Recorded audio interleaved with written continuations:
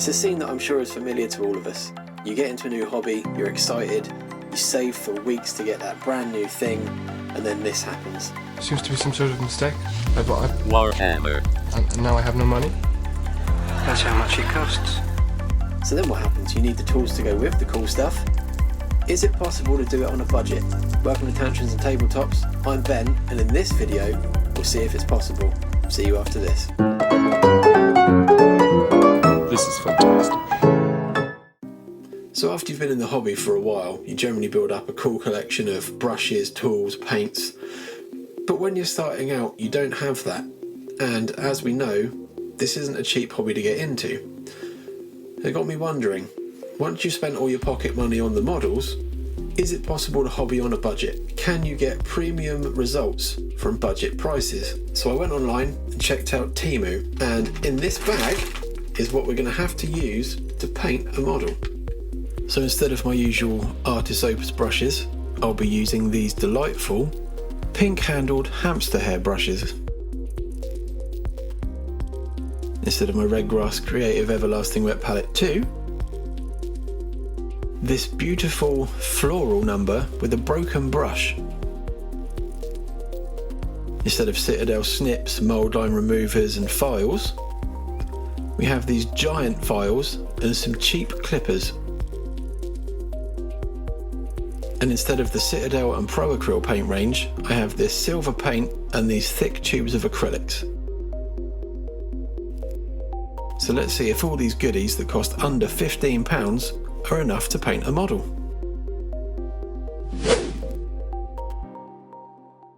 So the building process is as you'd expect. You know, the clippers, they perform their job pretty well.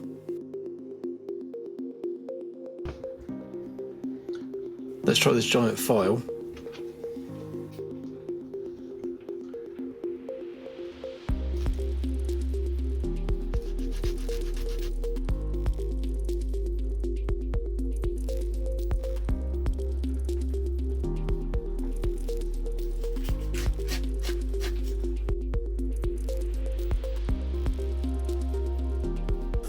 Let's just get rid of these files. So one thing we forgot to buy was glue. Luckily, this model is push fit. I'm not always a fan of those, but in this instance, that's proved to be really useful.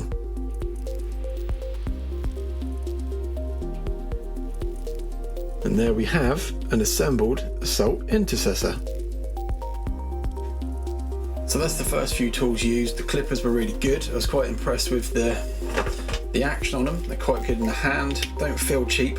The file was a little bit of a different story. It's a bit too abrasive, so whereas I'm used to quite a smooth action, that's really coarse, and it's made a bit of a mess of some of the bits of the model, but it is what it is.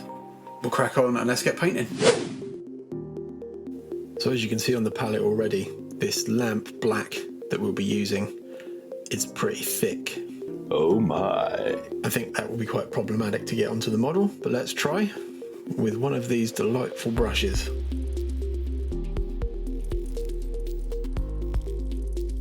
So I've added a little bit of water into the mix here just to try and thin that down, and it's going on as you'd expect a cheap paint to go on.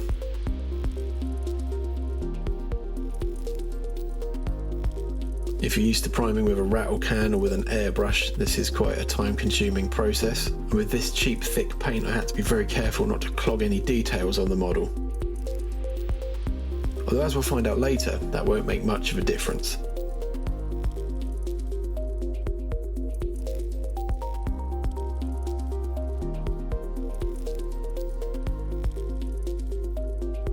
Next up, we'll use some of this deep blue.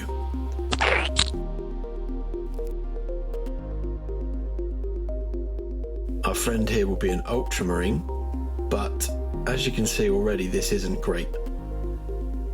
The paint itself is really thick again, even with some water, it's just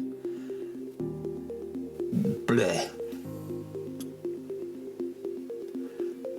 I tried dry brushing it on.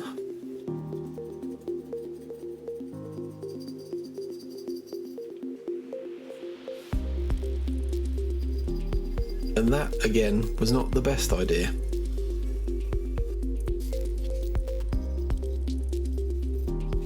So this lamp black, which I used for the primer, that came out of the tube thicker than old custard, and it took about 3 hours for it to even get tacky on the model. So it's going to take a long time to get this painted. The blue out of the tube, again, very thick. It's not gone on very well, as you saw, and I thought I'd try a bit of an experiment. So I took the same brushes and used some deep blue from the Pro Acryl range, and check this out. So with proper miniature paints, even these cheap brushes are actually giving a pretty decent result.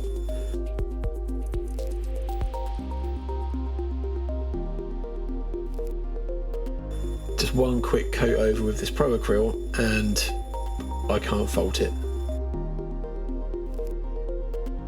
So the brushes themselves are actually pretty good for the price, 79p for that whole pack, and it's put that paint on just fine. So obviously these paints that I'm using from online aren't designed for miniature painting. I guess they're for kids or for art, but it's going to take a lot of coats to get this anywhere where it needs to be. So we'll leave that to dry and then I'll hit it with a few more coats and let's see how it looks now.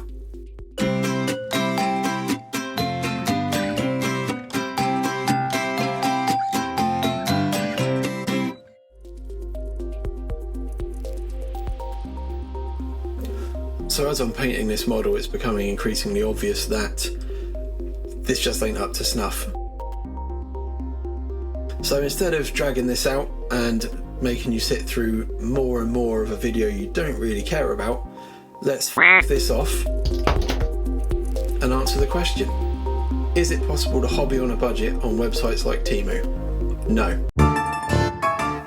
Wait, come on, let's not be too hasty. It's pretty obvious that the paints were not suitable. They're not miniature paints, they're generally just acrylic paints for, I guess, for an artist to use. They're not for use on teeny tiny plastic soldiers. But some of the tools, the snips, I can't fault them. They were really good for the price. The brushes, all of those, 79p, you know they're going to be bad. For base coating, they'll do you a turn. They're not ideal for detail work, but if you're just starting out, that's all you'll need. 3 colours, tabletop standard, spot on. The files, don't bother, they'll just chew the f*** out of your models and leave them looking even worse, so don't worry about that. So the experiment was either a great success or a great failure, depending on how you want to look at it, but it's definitely answered the question. So are there any budget hobby techniques or hacks or tools that you know of that I should try out? Let me know in the comments, and maybe we'll try this again and do it properly. So thanks for watching the video. If for some bizarre reason you enjoyed it, make sure to give it a like. If you enjoy what we're doing on the channel, please consider giving us a subscribe. It really does help us out. And yeah, leave comments below, all that good YouTube stuff, and we'll see you in the next one.